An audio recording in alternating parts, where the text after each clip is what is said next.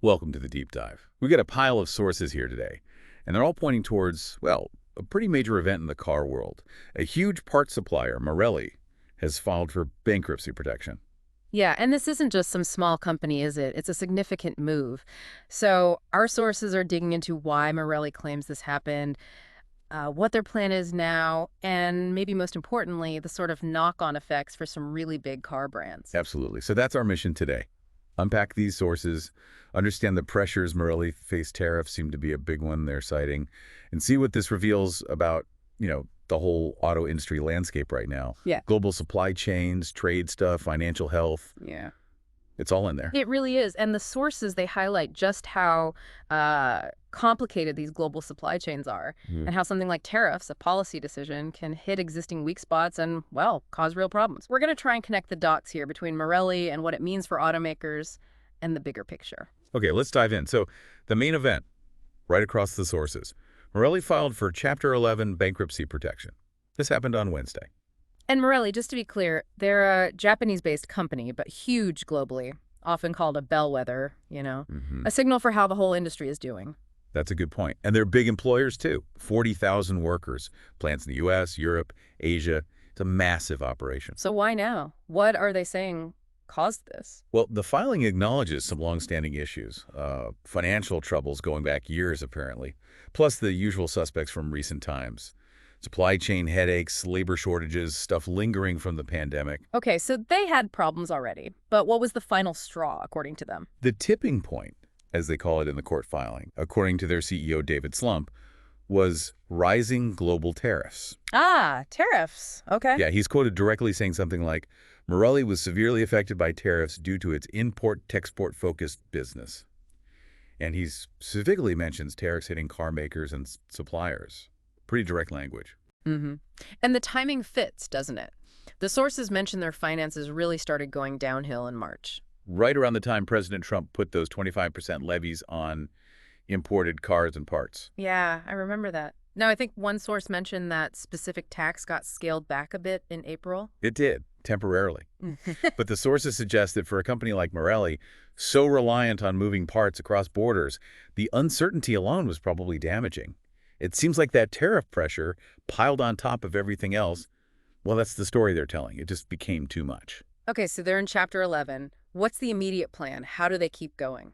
They've managed to secure some pretty hefty financing, $1.1 billion from lenders, according to the filing. Right. And that money is crucial, presumably, to just keep the factories running, keep parts flowing to customers while they sort things out. Exactly. That's the stated goal.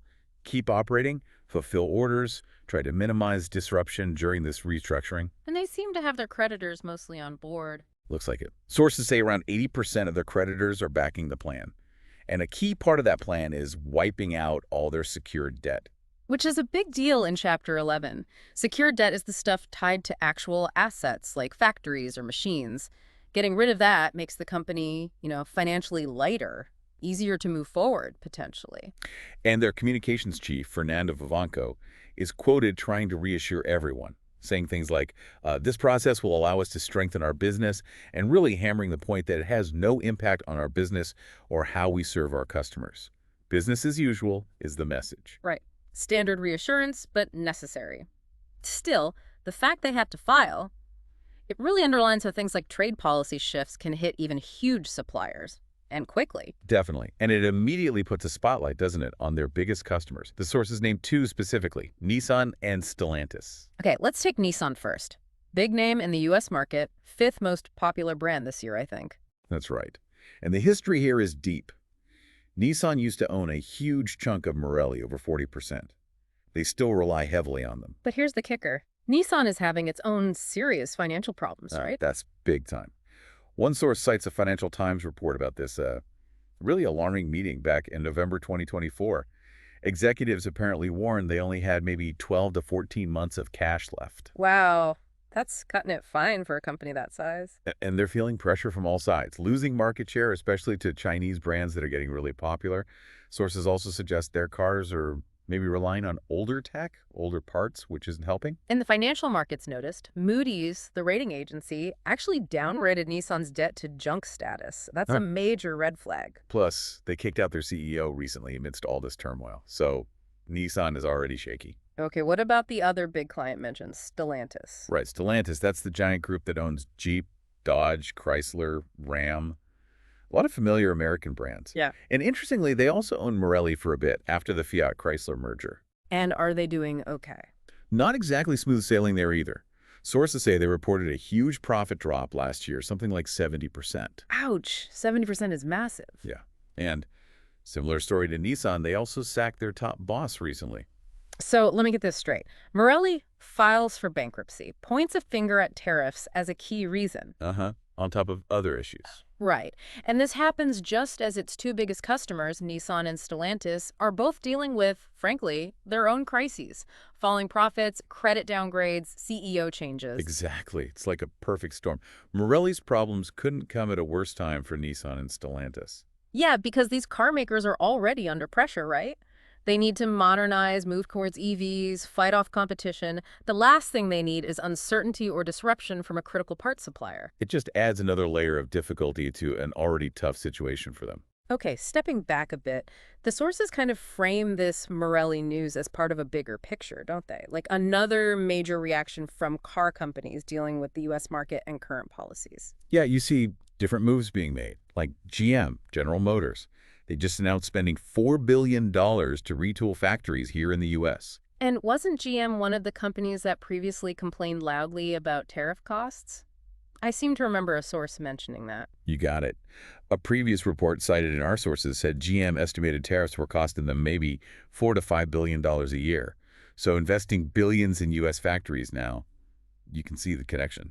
Maybe. Right. Build more here, potentially avoid some of those import costs or tariff impacts. And the sources do mention a broader trend of automakers saying they'll build more cars in American plants. But it's not the only reaction. The sources also point out that other companies are going the other way. Layoffs, moving manufacturing out of certain regions, presumably to cut costs or adjust to different pressures. So no single answer. Companies are scrambling, making different bets in response to, trade policies, costs, market shifts. It's a really fluid situation. Okay, so we've traced this from Marelli's Chapter 11 filing, heard their reasons, including the tariff impact, looked at their survival plan, and then explored the pretty serious ripples hitting Nissan and Stellantis. And we touched on how the wider industry, like GM, is also responding. So the big question for anyone listening, why does a car part supplier's bankruptcy actually matter to you? Well, I think this deep dive shows just how incredibly linked everything is in the global car industry. It's not just separate companies doing their own thing. Right. A problem in one spot, especially a big supplier like Marelli, can send shockwaves through the whole system. And it shows how big policy decisions, like imposing tariffs, can have these complex, far-reaching effects that maybe weren't fully anticipated. Yeah, it's not theoretical. It hits real companies, impacts their financial health, especially if they were already struggling, like Marelli apparently was. And ultimately, that can affect you. It could influence the cost of cars down the line, or maybe the availability of certain models or parts. It impacts jobs, too, obviously, across the whole supply chain. It's macroeconomics playing out on the factory floor and potentially in the showroom. It's a fascinating, if worrying, case study. Seeing how this one company's filing, which they explicitly link in part to tariffs, just illuminates the maybe fragility of these incredibly complex global systems we rely on. Absolutely. It really makes you think, doesn't it? So here's something to consider. If shifts in trade policy, as Marelli claims, can destabilize a giant established player like this so quickly, what does that really tell us about the resilience of our global manufacturing networks going forward? How vulnerable are they, really? That's the question, isn't it? How do businesses navigate when these big external forces meet their own internal realities? A lot to think about. Thanks for joining us for this deep dive.